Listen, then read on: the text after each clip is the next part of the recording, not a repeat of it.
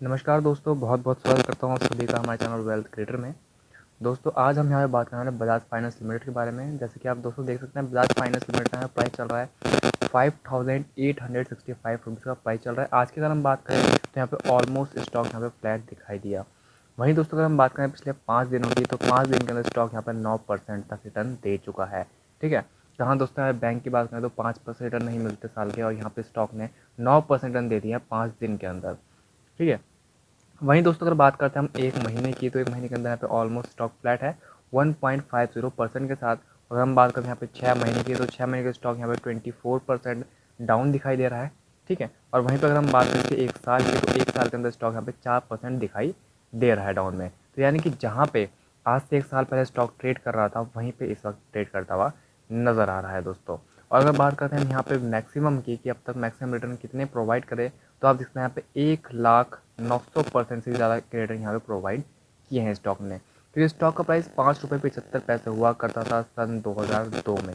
ठीक है, और यहाँ पे आप देखते हैं कि प्राइस कितना चल रहा है 5,865 यहाँ पे प्राइस चल रहा है। तो यहाँ पे कई गुना, यहाँ पर आप बोल सकते हो कि 1000 गुना या 1000 गुना से भी ज़्यादा यहाँ पर पैसा जो है स्टॉक कर चुका है लोगों का। और दोस्तों तभी मैं बोलता हूँ कि लॉन्ग टर्म में हमेशा स्टॉक को बाय किया करो। कि जैसे ही मान लीजिए आप यहाँ पे बाइंग करते हैं और फिर स्टॉक ऊपर गया, उसके बाद करेक्शन में आता है, फिर बाय कीजिए। तो बाय ऑन डिप करके अगर हम चलते हैं तो काफ़ी ज़्यादा प्रॉफिट यहाँ पर देखने को मिल जाता है दोस्तों। वीडियो में दोस्तों आगे बढ़ने से पहले कहना चाहूँगा, चैनल सब्सक्राइब जरूर कर देना, साथ में बाइल करने को यहाँ पे हिट भी ज़रूर कर देना।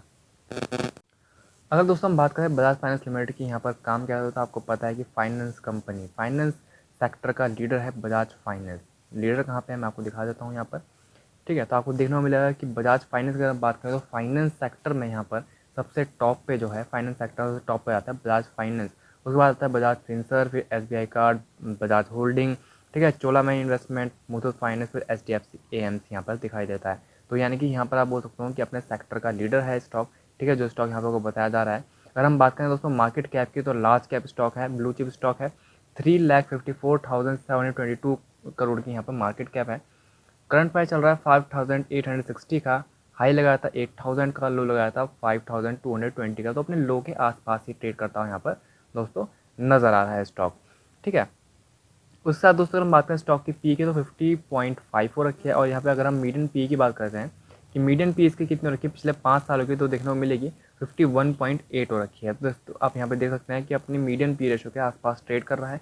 तो यानी कि स्टॉक बिल्कुल भी ओवर वैल्यूड नहीं है, बिल्कुल यहाँ पे आपको सही रेट पे स्टॉक इस वक्त मिल रहा है। बुक वैल्यू 722 रुपीज़ की है। यहाँ पर डिविडेंड यील्ड 0.34%। डिविडेंड बहुत अच्छा स्टॉक प्रोवाइड नहीं करता, क्योंकि फाइनेंस कंपनी या हो या फिर बैंक हो, वो बहुत ज़्यादा डिविडेंड प्रोवाइड नहीं करता दोस्तों। ठीक है, ROC की बात करें तो 10% की, और ROE की बात करें तो 17.4% की यहाँ पर दिखाई दे रही है। दोस्तों मैं हमेशा आपको बोलता हूँ कि फाइनेंस सेक्टर की बात करते हैं, फाइनेंस सेक्टर की या फिर बैंकिंग सेक्टर की। ठीक है, दोनों सेक्टर में जो ROC है दोस्तों वो 10.2% और या हो या फिर मतलब 10% हो या फिर 15% हो, 10 से लेकर 15% के बीच में अगर आपको मिलती है तो बहुत ही बेस्ट मानी जाती है।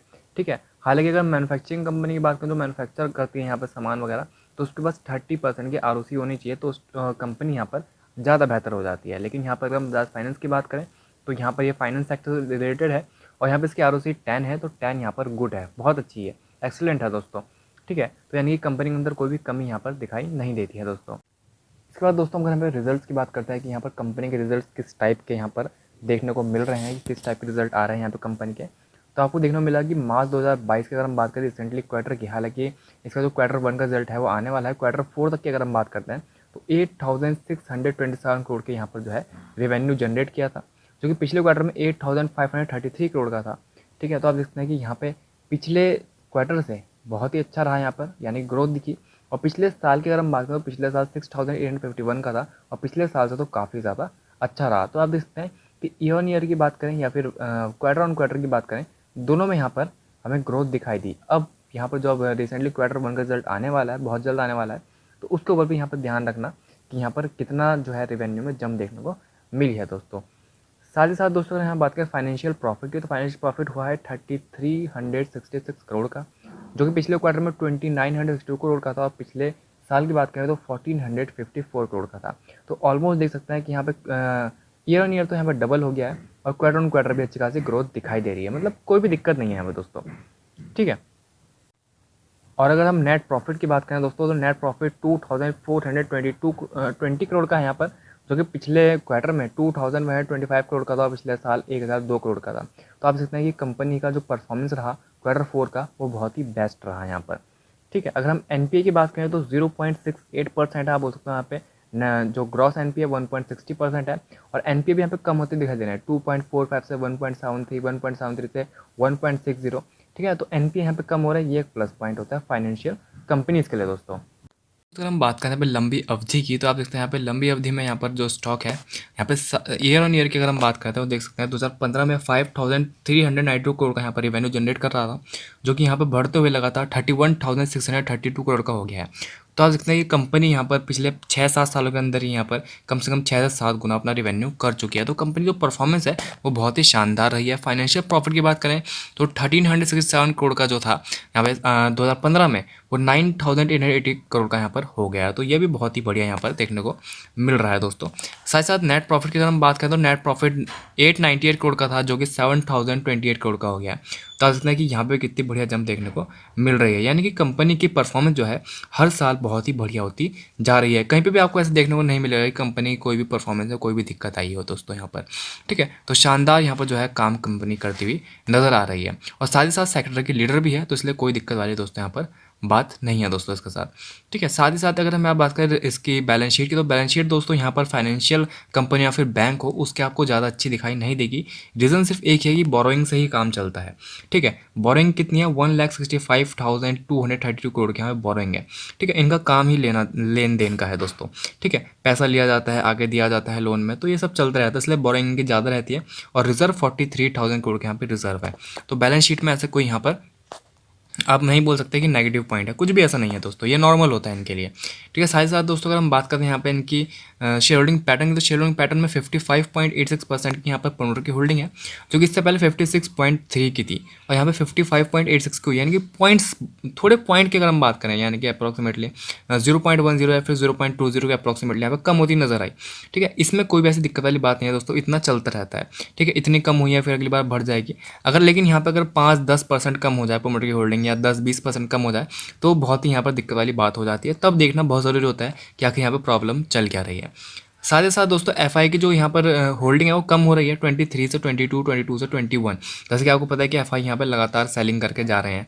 ठीक है, और काफ़ी ज़्यादा अमेरिका में रिसेशन का यहाँ पर जो है फियर चल रहा है कहीं ना कहीं, उस वजह से एफआई जो है लगातार सेलिंग कर रहे हैं। ठीक है, तो डीआईए की भी देख सकते हैं, यहाँ पे डीआईए की जो होल्डिंग है 9% से 10% और 10 से 11%, तो डीआईए बढ़ा रहे हैं और एफआई यहाँ पे होल्डिंग घटा रहे हैं। ठीक है, और ऐसा नहीं है दोस्तों कि एफआई अगर होल्डिंग घटा रहे हैं तो कभी बढ़ाएंगे नहीं। ठीक है, ऐसा नहीं होता।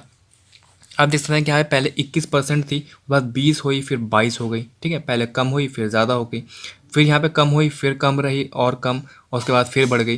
ठीक है, यहाँ पर फिर बढ़ गई। तो ऐसा है कि जब सब कुछ नॉर्मल हो जाएगा तो बस एफआई जो है वापस लौट के आ जाएंगे, कोई ऐसी दिक्कत वाली बात नहीं है। इसका मतलब ये नहीं है कि कंपनी खराब होगी, कंपनी बहुत ही बेस्ट है। ठीक है, और यहाँ पे डीआई की लगातार होल्डिंग बढ़ रही है। पब्लिक यहाँ पे 11.15% की नॉर्मल है। 20% तक पब्लिक की होल्डिंग जो होती है वो नॉर्मल होती है, 20% से ऊपर जाती है तो वहाँ पर देखने वाली बात हो जाती है कि कारण क्या है। इसके बाद दोस्तों मंगे पे चार्ट पर, और देखते हैं कि यहाँ पे जो प्राइस चल रहा है, स्टॉक चल रहा है 5862 रुपीज़ का दोस्तों यहाँ पर। ठीक है, उसके साथ दोस्तों यहाँ पर अगर हम बात करते हैं 200 डीएमए की, तो आपको ये जो रेड लाइन दिखाई दे रही है ये इसका 200 डीएमए है, जो कि आता है 6421 का, 6421 का, और फिलहाल प्राइस चल रहा है 5862 का। तो आप देखते हैं कि 5862 और 6421 में कि यहाँ पे काफ़ी ज़्यादा फर्क दिखाई दे रहा है, 600 पॉइंट्स के अप्रॉक्सीमेटली का फ़र्क है दोस्तों। ठीक है, यानी कि मैंने हमेशा कहा है कि अगर आपको 200 डीएमए के नीचे बहुत अच्छी कंपनी ब्लू चिप स्टॉक मिलता है तो एक अपॉर्चुनिटी है। आप देखते हैं कि यहाँ पे गैप, यहाँ पर 600 पॉइंट्स का गैप है, तो यानी कि पहली बात यही हो गई 200 मूविंग एवरेज से नीचे कंपनी चल रही है, तो एक प्लस पॉइंट है, यहाँ पर बाइंग करनी बनती है दोस्तों। दूसरी बात क्या है कि आपको देखने को मिलेगा कि जब यहाँ पर कंपनी में 200 डीएमए को टच करती है, ठीक है, 200 डीएमए को टच करती है, जैसे मैं आपको यहाँ दिखा देता हूँ। ये देखिए कि यहाँ पे पहले स्टॉक ऊपर चला, उसके बाद स्टॉक नीचे आया, 200 डीएमए को टच किया, फिर एक रैली बनाई बहुत तकड़ी, बस फिर नीचे आया, फिर टच किया, फिर एक ऊपर रैली बनाई, फिर यहाँ पे नीचे आया, फिर एक रैली बनाई, और अब फिर यहाँ पे नीचे आ रखा है, बस फिर ऊपर जाएगा और फिर एक नई रैली बनाएगा। ठीक है, तो डेफिनेटली सी बात है, यहाँ पे क्रॉस जरूर करेगा। यहाँ पे जो इस वक्त प्राइस मिल रहा है, लो प्राइस जो मिल रहा है, वो एक अपॉर्चुनिटी की तरह है दोस्तों, यहाँ पे आप बाइंग करके रख सकते हैं स्टॉक को। ठीक है, और अगर आपने ऑलरेडी बाय कर रखा है तो कुछ क्वांटिटी यहाँ पे बाय ऑन डिप करके यहाँ पर जो है एवरेज अपना कर सकते हैं।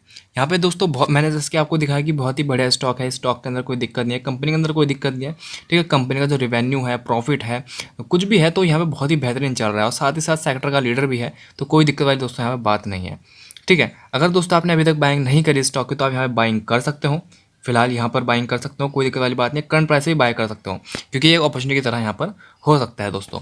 सारे दोस्तों कहना चाहूँगा चैनल सब्सक्राइब नहीं कर सब्सक्राइब करना, साथ में बेल आइकन यहाँ पे हिट भी जरूर कर देना। और दोस्तों बजाज फाइनेंस की एक वीडियो हमने और डाल रखी है, ऊपर आप आई बटन पर क्लिक करके देख सकते हैं कि किस तरह से 1 लाख रुपये यहाँ पे आपके 100 करोड़ रुपये तक बन चुके हैं, ठीक है। तो वो भी आप वीडियो यहाँ पर देख सकते हैं। साथ ही साथ दोस्तों यहाँ बहुत जल्द और भी वीडियोज़ आने वाली हैं, तो आप चैनल सब्सक्राइब जरूर कर लेना, साथ में बेल आइकन भी यहाँ पर जरूर कर देना। तो चलिए दोस्तों मिलते हैं जल्दी अगली वीडियो में।